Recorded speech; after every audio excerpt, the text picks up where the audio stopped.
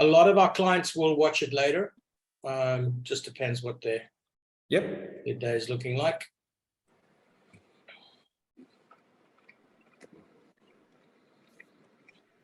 Fabio, also, I'm not sure how you feel about it, but maybe we'll look at the first four, so 96 to 2000 as a body, and then maybe 2005 to 2015, and then the last two. I think that's probably the best way, if that's all right with you. Definitely. I would prefer if we can do 96, 97, and 98. Sure. And then from 2000 to 2013. Okay. And then 15, then 16, the last three. 17. Okay. Because you will better understand during the tasting. There is a slightly a different winemaking process. Okay. So it's better to do, to have a comparative tasting with the same winemaking process. Sure. All right. I think we're on 7 o'clock. Yep. Fabio, thanks so much for joining us tonight. Welcome, everybody. Been looking forward to this tasting for some time now. It's been a while since I've had the chance to look back on historical vintages of Fontanafredda. Must be probably about 8 years since we sat at Vin Italy, and that was the first time we looked at some really old stuff of yours dating back to the 60s. And I must say it was a bit of a watershed moment for me personally, because it gave me some insight into just the most prodigious ability to age Nebbiolo can present, and Fontanafredda in particular. So I'm going to hand over to you now just to maybe give us a little bit of background about La Vigna Rosa and Fontanafredda in general, and lead us on from there. Yeah, so thank you, Robert, and thank you everyone to join this tasting. It will be a super exciting tasting with a lot of back vintages and current vintages. So you will really have the chance to better understand what Fontanafredda and what specifically La Rosa is. So I will start from a little bit of history of Fontanafredda, which is the winery founded by the very first king of Italy, Vittorio Emanuele II. So we are talking about 160 years of history in winemaking. And actually, the vineyard that we are going to taste today, Vigna La Rosa, is the very first vineyard the king planted.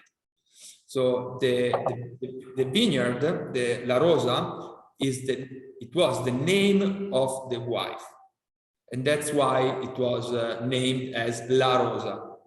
That doesn't mean that is the best one, but for us is of course the most important. And back in the days, we used to plant the vineyard only in the south and southeast and southwest exposure to grow Barolo. Nowadays is a little bit different. So if you see at the picture, the Vigna La Rosa, it's right in the middle of our estate, which is 100 hectares. So it's quite big, but La Rosa, it's right in the middle and it looks like an amphitheater. So inside of La Rosa, there is a microclimate. And back in the days, it was so important because the microclimate inside of La Rosa, it was a little bit more warm than the others. And if you're talking about 20, 25, 30 years ago, the biggest problem of the Nebbiolo grape variety, it was to get the ripeness. Nowadays is completely different, as we said before with Luigi. But let's start to thinking about that we are drinking right now a monopoly, because there is no other producer able to make La Rosa. So La Rosa is a single vineyard, 100% owned by Fontanafredda. So the only chance that you have to taste La Rosa is buying Fontanafredda wines. This is the first important point. So I'm gonna pour a little bit of wine. Fabio, can I just ask you, just having reference to those Wine Advocates vintage ratings there, what were the conditions that showed this massive quality point of view from wine advocate for 96? So 96, it was, according to everyone, probably one of the best vintage in the last 50 years. So 97 is a great score, and you will see another 97 is 2016, which is recognized as the best vintage in the last 30 years. So yeah, definitely the 6 is important. Also 2006, by the way. Yeah, I was crying because I was hoping we had some. It's all gone. but 2006 was very low in terms of production. So we are, of course, out of stock. While 2096 and 2016, it was an outstanding vintage in terms of quality and quantity. That's the biggest difference. So when you talk about outstanding, it was an evenness of ripening. It was there were no temperature extremes. Is it that kind of descriptor? There is a huge difference between outstanding in 1996 and outstanding in 2016.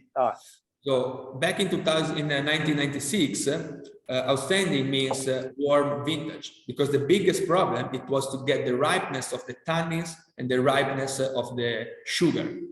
So you have to imagine the peaking moment for Barolo La Rosa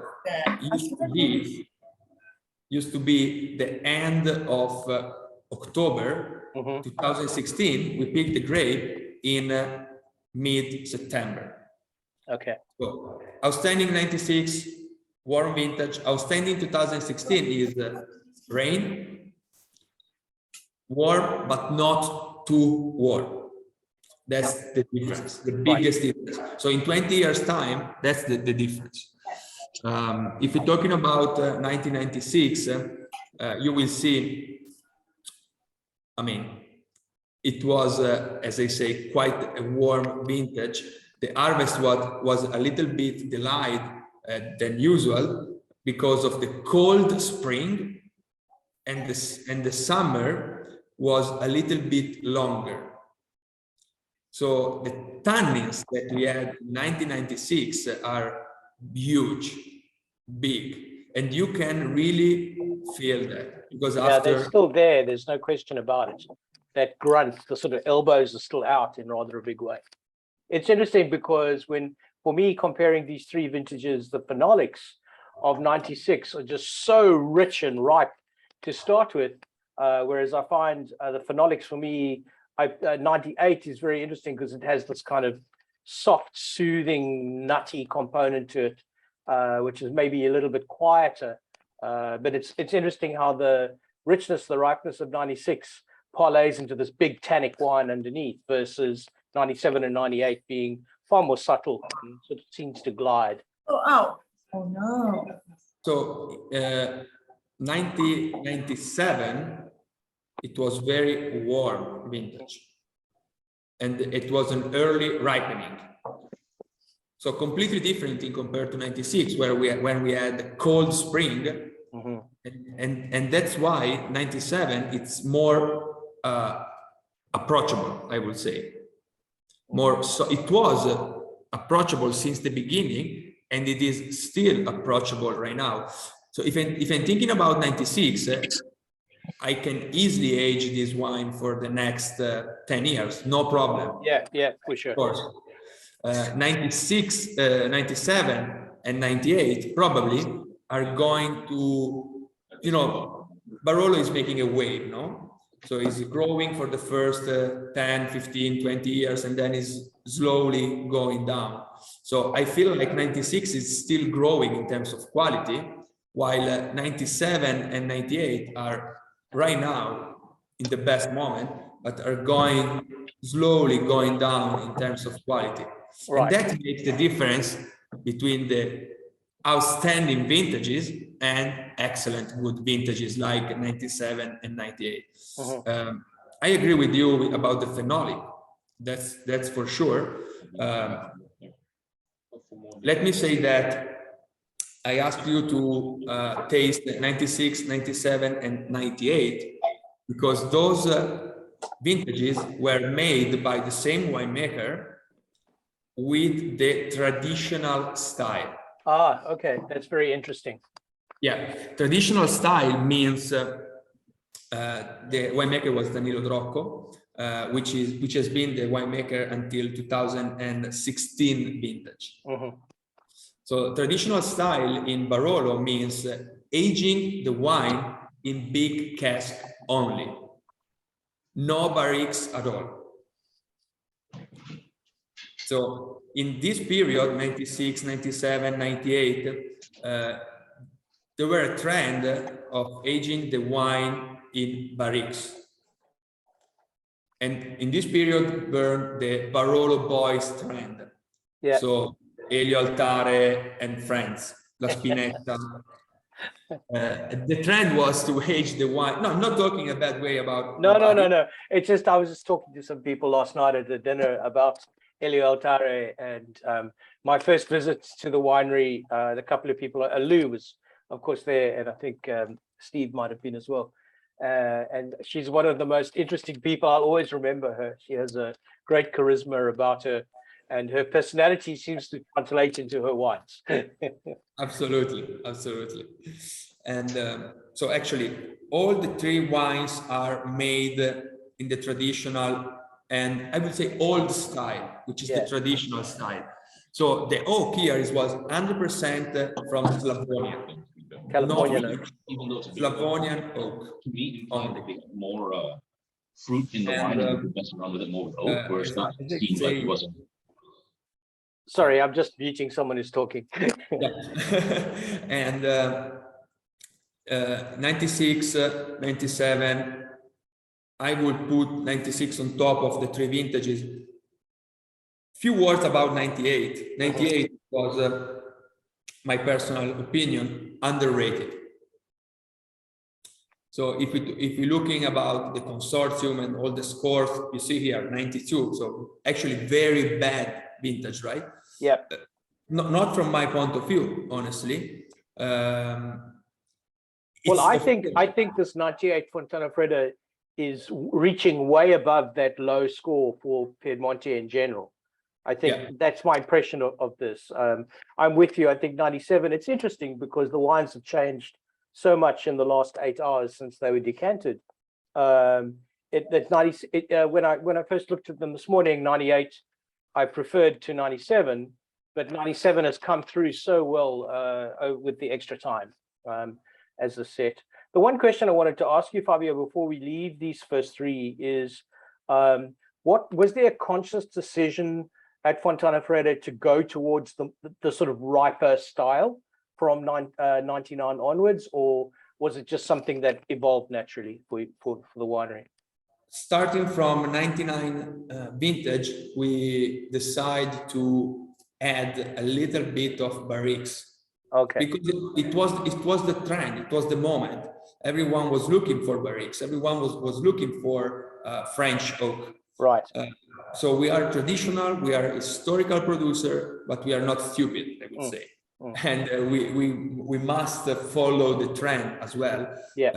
But with our idea and with our philosophy.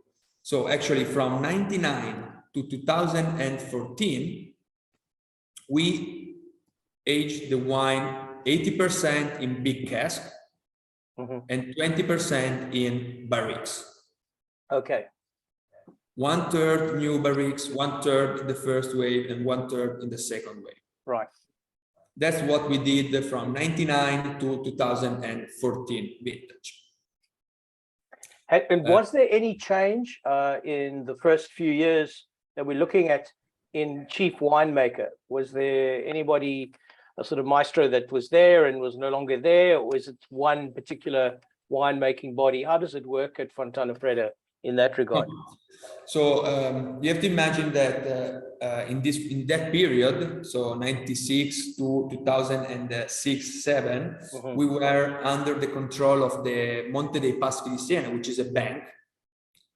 So we all know that bankers don't know anything about wine. No, honestly, we have been for 70 years under the control of the bank. Oh, okay. and they were smart enough to delegate to the winemaker any decision. So Danilo Drocco, it was the chief winemaker for like 15-20 years, with a full so he can make any kind of decision according with the general manager, of course, but he was in charge of everything. Right.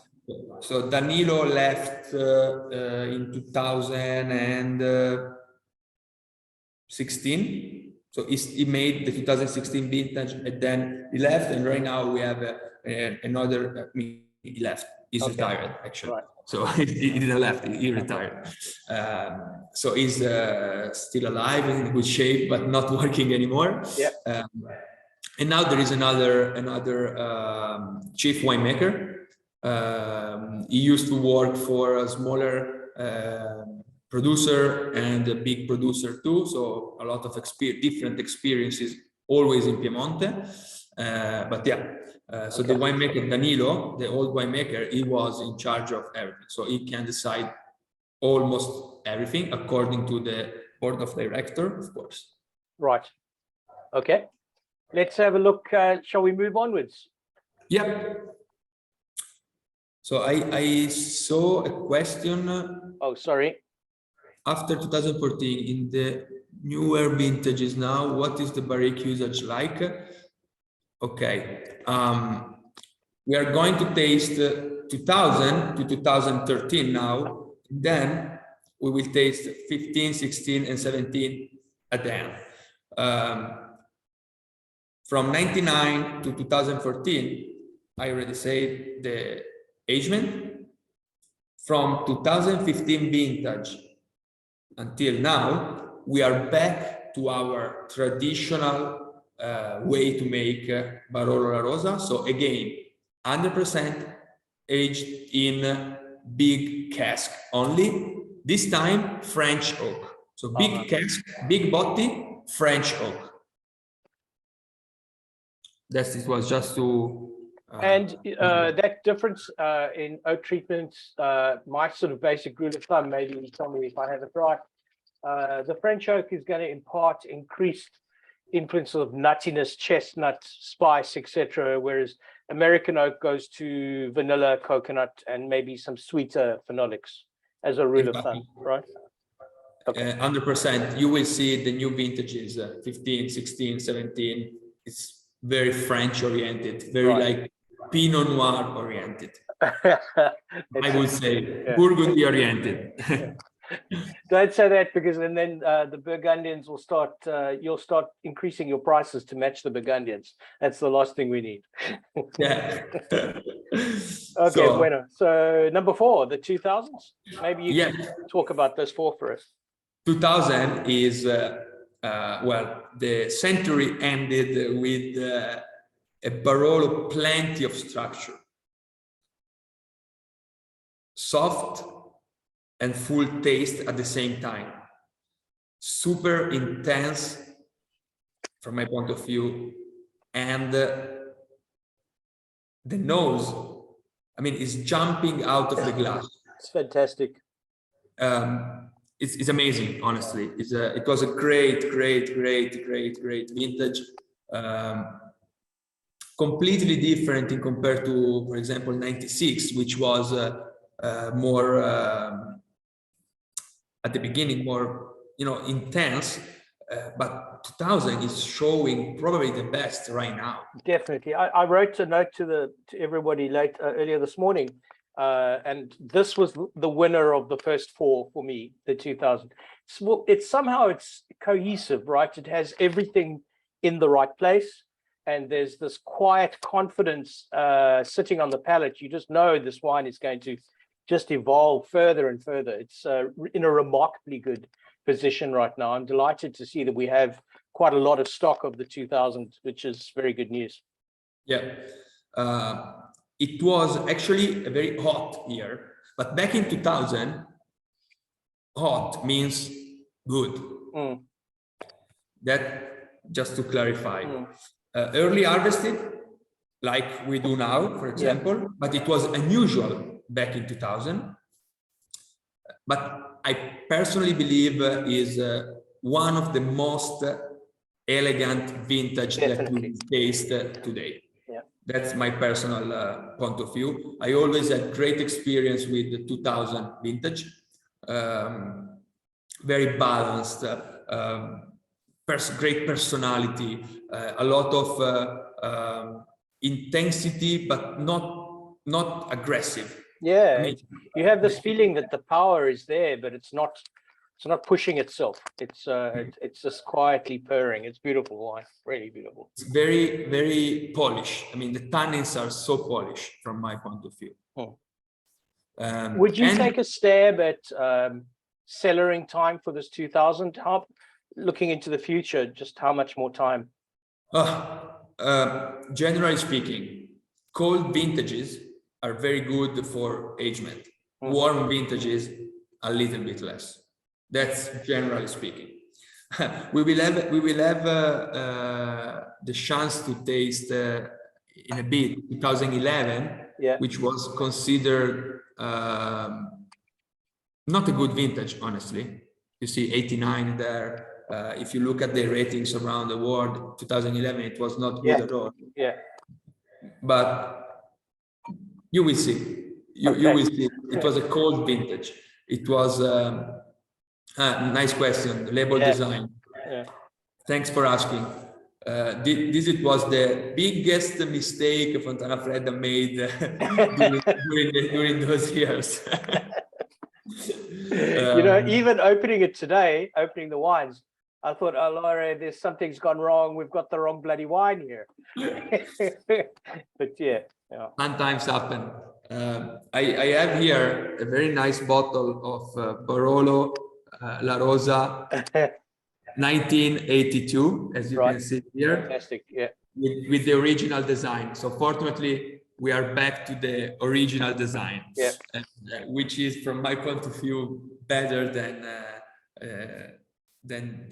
from 2004. It was the biggest mistake, honestly. But so it was just a marketing decision, and then you decided to go back to the original from there. So actually, I was not working here, of course. I'm too young, but I asked many times this point to my general manager, which is working here since ever, I guess. And at that time, the GM changed it, and he was very proud of his artistic mind, and he wanted to change all the labels. Oh my God. Yes, you know, we were under the control of the bank at that time. Fortunately, right now we are back in a family. We were a family property right now. The Farinetti family is owning Fontanafredda, so it's better. It's better for us. They are from our region. They truly believe in the high quality wines. They truly believe in the organic and sustainable wines. So we'll have a chance to talk in a bit later. Do you see some parallels between 2000 and 2005? Because when I think of Bordeaux, particularly Left Bank, I see a similarity in structure these days. If I put chateaus side by side, or different in Piedmont. 2005. I remember that we had a rain right in the middle of the harvest. So between the first day and the last day of harvest, we had a break of like 1 week. Nightmare. And it's not good. It's not good at all, because it depends if you were looking to harvest a little bit earlier or a little bit later. So in 2005, you can find a lot of different, I mean, the same winery can make different Barolos, because if you pick the grapes earlier or later, it's completely different. I think for me, putting 2000 against 2005, The palate is quite disjunctive. Just it doesn't have the semblance of the form that 2000 has. It seems a little jumbled on the palate. The nose So is nice. you mean like 2000 is more elegant, right? Yes, there's a sort of seamlessness, a sense of glide that goes through the 2000, whereas the 2005, despite the fact that it's 5 years younger, I don't think it's ever going to evolve the same way as 2000 appears to have. I agree. I agree. There is a fact in 2005, which is the acidity. 2005 shows very high acidity. And that means it will be very good for aging. So generally speaking, if we have high acidity, the wine will age better. Right. Yep. So if I have to bet $10 on 2005, I'm gonna put it, honestly. Okay. It will be a surprise probably in 5 to 10 years time. So That's for me, so that greenness that I'm tasting a little bit in the mid palate, that's going to evolve and disappear over time. Okay. From my point of view, yes, because as I say, tasting is a personal thing, and Sure. I really love cold vintages because I love high acidity and green tannins. But that's my taste. Yeah. You have to imagine all the Barolos are gastronomic wine, so you need food or at least blue cheese or salami, as you wrote in your email. Yeah. So actually 2005 is a little bit more wild in compared to the 2000. So 2000 is a bottle that you can really drink in 1 hour. Yep. Without any problem. Yep. 2005 is a vintage that if you are with your friends, you can talking about it like 2 hours because everyone will have a different opinion. There's so much to unpack everywhere in the wine. Yeah, you're right. So yeah, everyone says 2000 is a great vintage. We know it. So everyone will enjoy it. 2005, you can open a discussion. Yeah. Got it. You can really have a long chat with your friends with this bottle and this vintage too. So in comparison, 5 and 11, were there problems with rain for you during harvest as well? Or was that fairly sedate as a harvest experience? 2000, let me say that from 2005, well, 2006 was very good, but then 7, 8, 9, 10, we had always, I won't say bad vintages, but not excellent vintages. That's a trend that we always have in Barolo. We normally have 3, 4 vintages in a row, super good, and then 4 or 5 vintages, so and so. Right. 2011, it was, from my point of view, a very good vintage. Talking about weather, it was wet wind. So exactly the opposite of this year. Super long and wet winter. Then we had warm spring.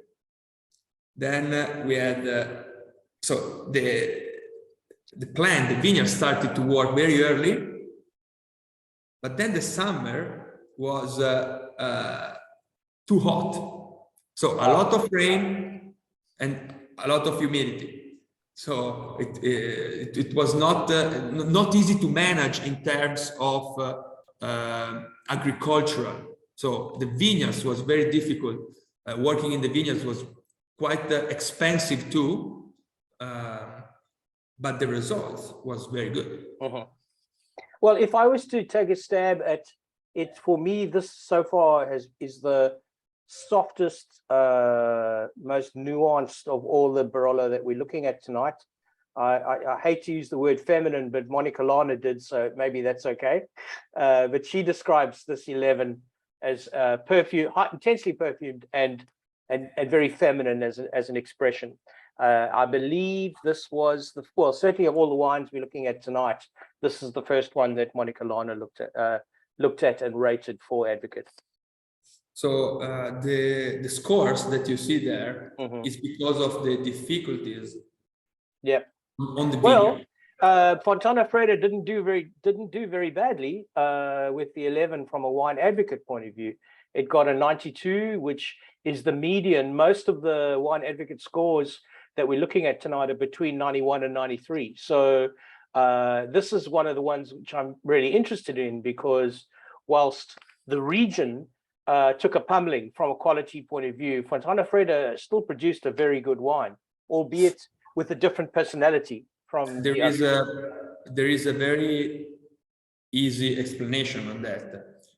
When you are in a difficult vintages, when you are making a single vineyard, you can only pick the grapes from this vineyard, this exposure, right?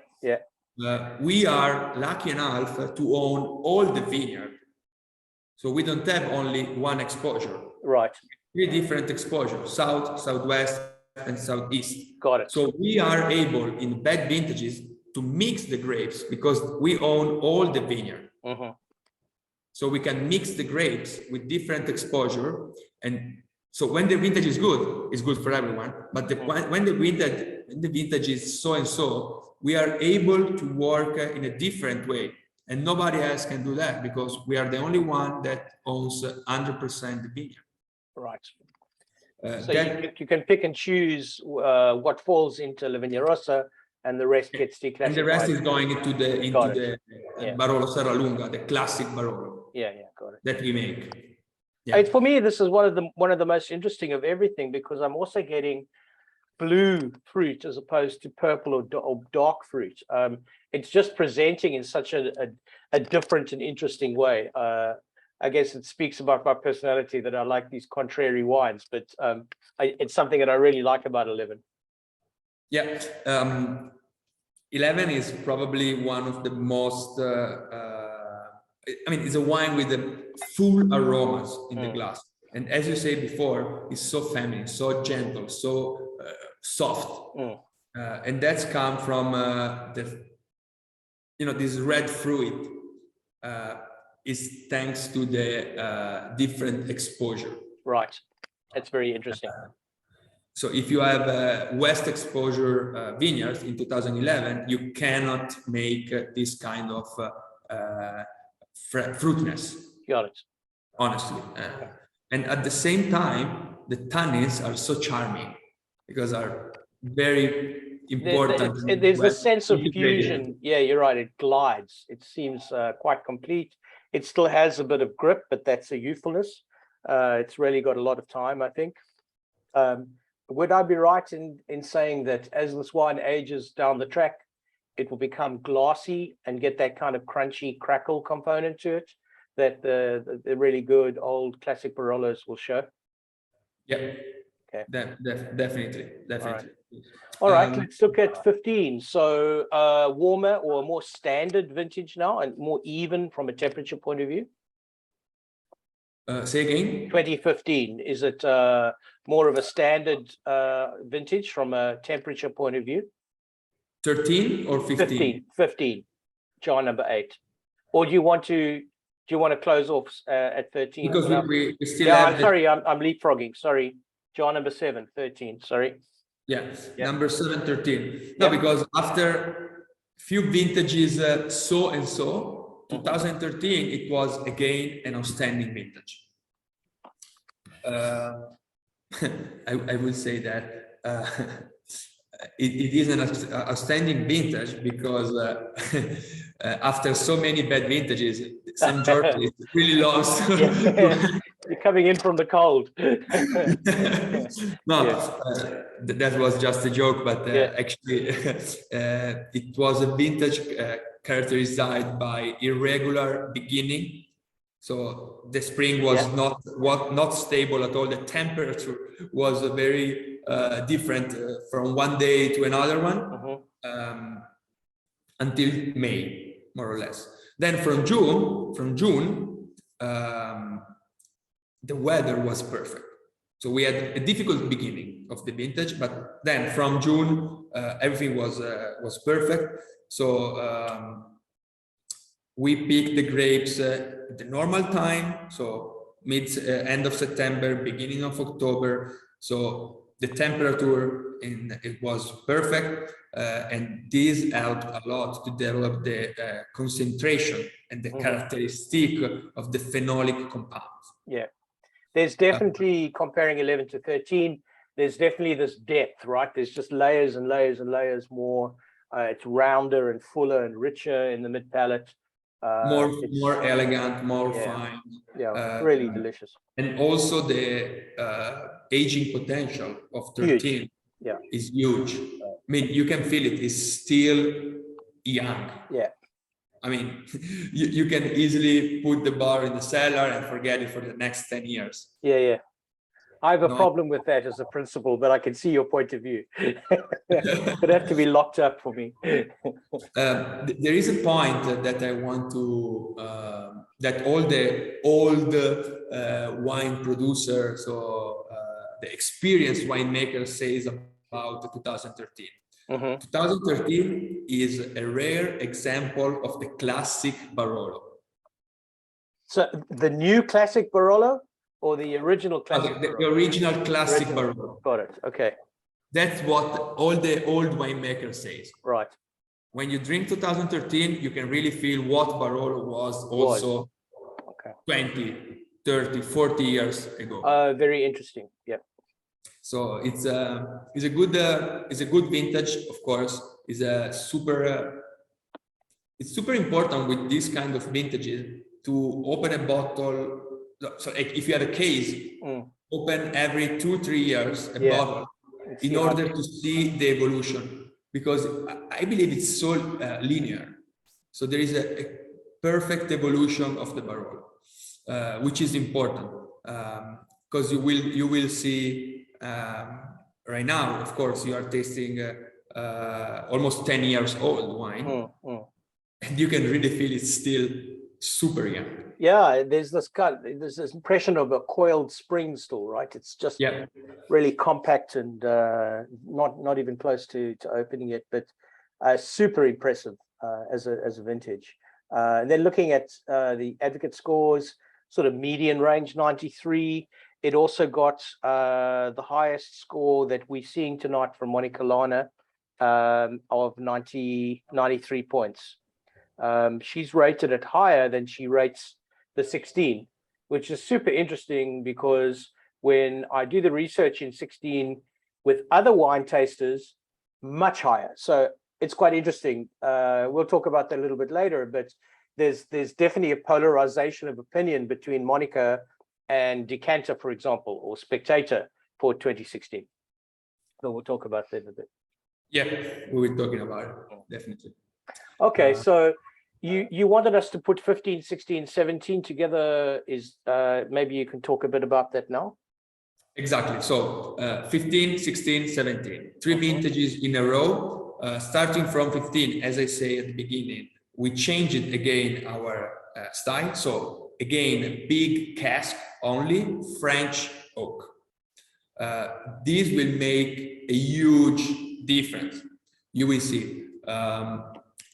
From my point of view, the new trend that we are following right now, it's better than a little bit of barriques and a little bit of oak. It's much more traditional, much more what Barolo is, what our region is. Then we were quite lucky, because 2014 was quite cold vintage. Everyone says it was a bad vintage. But after that, 15, 16, and 17, and 18 as well, which is now in the market, are 4 vintages in a row, excellent, with super high ratings, and everything was perfect. The point is that climate is changing, is a problem for everyone worldwide, but in this specific moment for Barolo producer, the climate is perfect. Perfect. Except for the dryness that we are facing. But this kind of warmer temperature, sunny summers, it's perfect. So Nebbiolo can really reach the ripeness. Well, for me, that chestnut component plays through all three of the vintages. There's definitely the roasted nut thing. There's also a sense of calm about these three vintages. There's something quite complete about them, although they're so young. I like the sort of interaction between fruit and oak. It's very gently dealt with, I think, in the winery. They're really looking smart as a body of work. Thank you. The thing I'm super interested in is the pricing of these three relative to the older vintages. I think there's massive value in the 2016 in particular at 120. I really can't imagine this kind of quality for this sort of price in many of the other producers around Piedmonte. Yeah. I don't know the price. The prices are here. Sorry. I didn't check. Okay. No. Well, our policy in terms of pricing, Fontanafredda is a well-known producer. We are one of the most historical, one of the most important, I would say, because we are in almost 70 countries in the world. Not with Vigna La Rosa, but with Vigna La Rosa, we are in few countries only, because we million bottles to make. But our idea is much more to make Barolo for a lot of customers. So even if it is a single vineyard, even if it is exclusive vineyard, even if we have a limited production, because it depends on the vintage, but we can make 7,000, 10,000 bottles maximum, no more. By decision. I mean, we decide to do that. Because if we pick all the grapes in Vigna La Rosa, we can make double. But it's not what we want, because we need the grapes also to make our other wines. But La Rosa has to be something special. But not in terms of price. The price is, of course, you pay a little bit more because it's a special selection. Yeah, but Fabio, it's not that much more. That's what's so convincing, and it's one of the reasons why I always lean into Lavinia when I'm buying for myself from our wines, because I think the bang for buck in the Lavinia is extraordinary good value relative to just the estate Fontanafredda range. Because it's, I think, Lou, I don't know if Lou's still on, but I think we're around about 80 or 90 for the estate range when we have it. So this is not a lot of extra money for really focused, fascinatingly well-made wine. Really brilliant. No, yeah, thank you for saying that. But again, we really want to educate people as well. And if you put a bottle of Barolo at $1,000, then not everyone can drink it, of course. But our idea is to be a little bit more approachable for a lot of wine lovers. And, then, of course, there are some producers that are making some single vineyards super expensive, but it's not our goal. It's not what we are looking for. There's a question from Derek. I'll read it quickly. From the 2013, there is a Barolo Proprietà in Fontanafredda bottling, which is also from, I'm not understanding, also from the Fontanafredda MGA like La Rosa. Is it declassified La Rosa fruit, or is it just another part of your vineyard operation? If you share again your map, yeah, sure. It's easier to explain. Okay, so you can see the map with all our estate.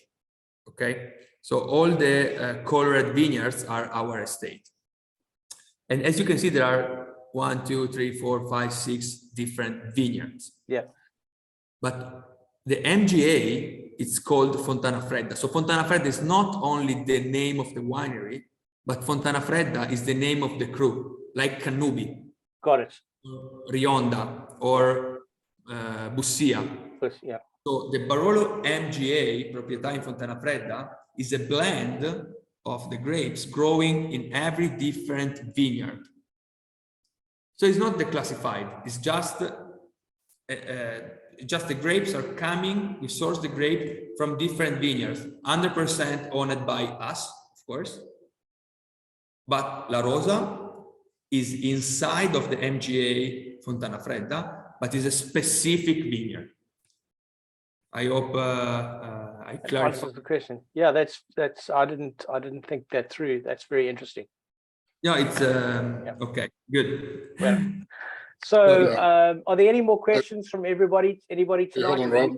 Yep. Before you move on to the 16 and 17, Yeah. the reason, the other reason for the difference in the pricing, because Fontanafredda is one of the few vineyards out there that hold historic stock, library stock, right?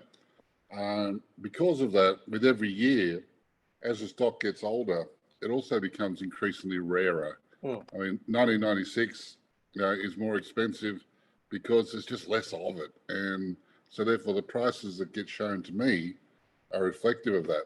But over and above that, over the years that we've been buying it, if you look at what Sing Euro as an FX rate has done. Oh, is that okay? Actually, in the last couple of vintages have become cheaper in Sing dollars because not because it's got cheaper out of Italy. Right. You know, Fabio's more than happy to put prices up on us, but the exchange rate has made actually a big difference. We pass that on. So okay. That explains it. I mean, my eyes boggled when I put this together, this Arvo, because I thought, my gosh, 115, 120. These are really good prices. You know, really extraordinary value. Yeah. Well, I'm just trying to. When we were up there in April with Fabio, and I tried the three new vintages that we got here now, 15, 16, 17, and Fabio was explaining that the different oaks treatment they're getting. I rolled my eyes and went, "Oh God, they're messing with it again." Then I tried it, and I just went, wow, so smart. They're so smart. They really, really are. I'm just going back to this 16 now. I got, whoa. Yeah.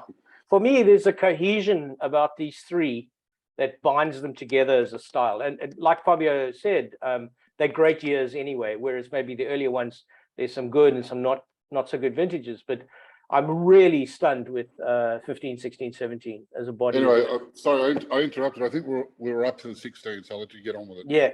So Fabio, what was going on? I just flagged this with Monica because I knew that 16 Barolo was good. I knew it was great for you guys. Was she just having a bad hair day? What happened? What is she on about there? She speaks about it being muddled, and I'm not seeing that in a while. You can ask her. Okay. No, I don't know what happened. It's one of the best vintage in the last 10, from my point of view. Not only my point of view. If you taste it, you can really understand why. The nose is literally amazing. The body is full, but not too much.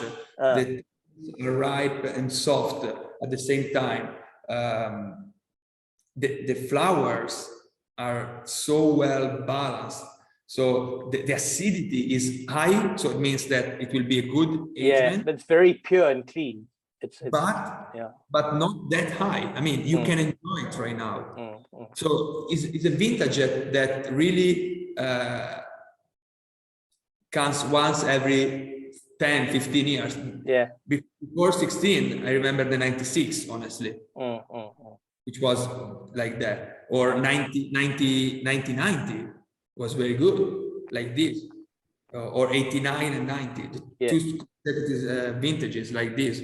So sometimes happen that you have this finesse, this roundness, this freshness, this balanced wine in a vintage. But Fabio, the classic writers always say, you know, with Nebbiolo, with Barolo, the markers on the nose, on the bouquet, is always tar and roses, right? And I honestly struggle with a lot of Barolos. I try to go, I'm looking for tar, I'm looking for roses. And normally I get camphor and a little bit of menthol. But this 2016, bang, tar and roses. Nails it. I agree. It also depends which vineyards you are tasting.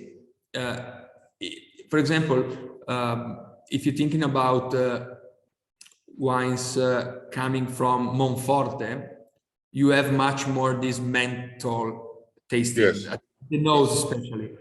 Serralunga is roses. Okay. Serralunga is roses 100%. And 16 is the most easy to feel. Identify.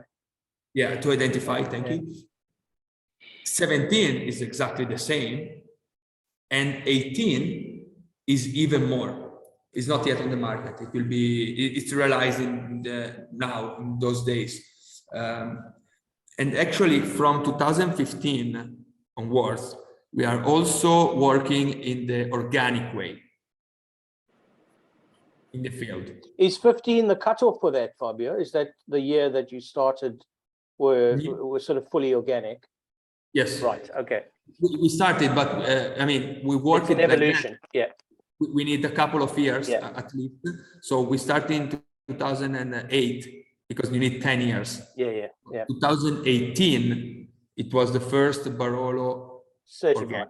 Got it. certified organic. Right. But in 15, it was, you know, after few years, we were confident to say it was organic, even without the certification. There's this harmony, you know, we were tasting an organic indigenous wine from Mallorca last night at dinner, and it speaks the same kind of language, you know, this purity that seems to come through in these three vintages. There's a cleanness and a focus and a gentility about the wine.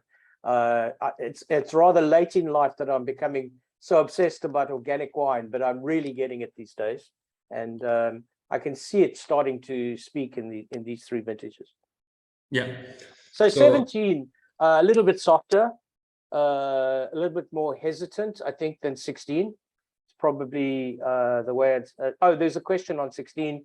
Steve is asking the ideal drinking window for 2016. That's a very nice question. Aside from immediately. I would say I would love to have it immediately, honestly. But if you have, again, if you have time to wait at least 4 or 5 years, it will be probably the best moment. At least 4 or 5 years. It's still growing. It's not mature 100%. The tannins are still a little bit too aggressive. But if you have a proper meal, a Fiorentina steak in front of you, then you don't need any. Yeah, then you're good to go. It's good to go, definitely, yes. But for sure, I was joking. But yeah, a couple of more years, it will be better for the 16. While the 15, it was very well balanced since the beginning, since day one.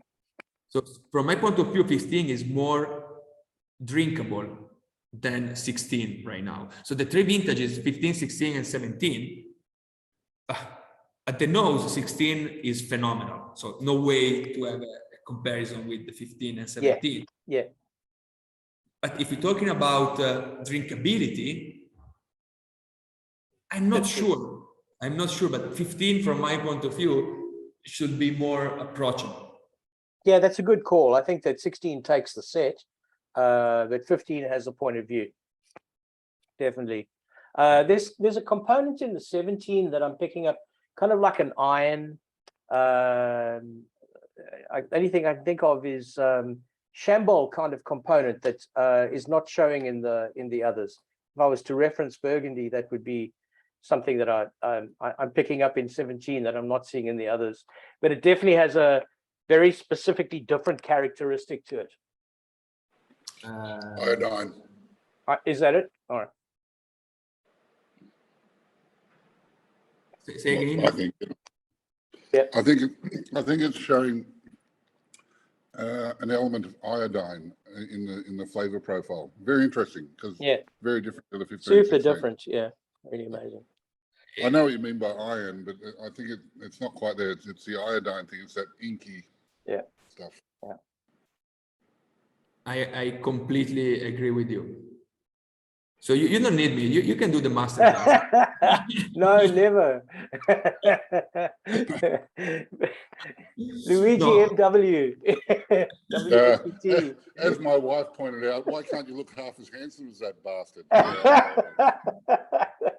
No, there was, in terms of weather, climate, 17, it was a little bit different in compared to the previous two. We had a very cold night and warm days in September. Right. And probably this is helping a lot in terms of aromas. Got it. Everyone says that the difference in terms of temperature between day and night is helping the evolution of the aromas of the Nebbiolo. Yeah, it definitely coaxes out a different kind of characteristic from the grape, right? That extreme difference in temperature. Yep. The Pinot Noir growers are always praying for that. They seem to think it lends a whole different kind of characteristic to the Burgundy. You know, I truly believe there are a lot of similitude between Burgundy and Barolo area. When it's a good vintage in Burgundy, normally it's also good vintage in Barolo. But not the opposite. Not the opposite. When it's a good vintage in Barolo, is not normally also good vintage in Burgundy. In Burgundy, yep. Because there is the Alps in the middle. There are the Alps. So, and normally the wind is blowing from north to south and not from south to north. To north, yeah. That's the difference. So, for example, 17, it was a quite a tough vintage in Burgundy, if I'm not wrong. Yes, especially for red. White, not so bad, but for red, yeah, tough. Exactly, but not in Piemonte. Yeah.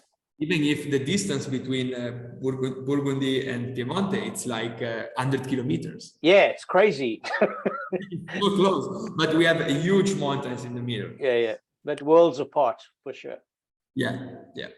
So. All right, Fabio, thank you so much for your time. Sorry we ran on so late. There was so much to talk about tonight. This was a really amazing tasting. I appreciate your time. Grazie mille.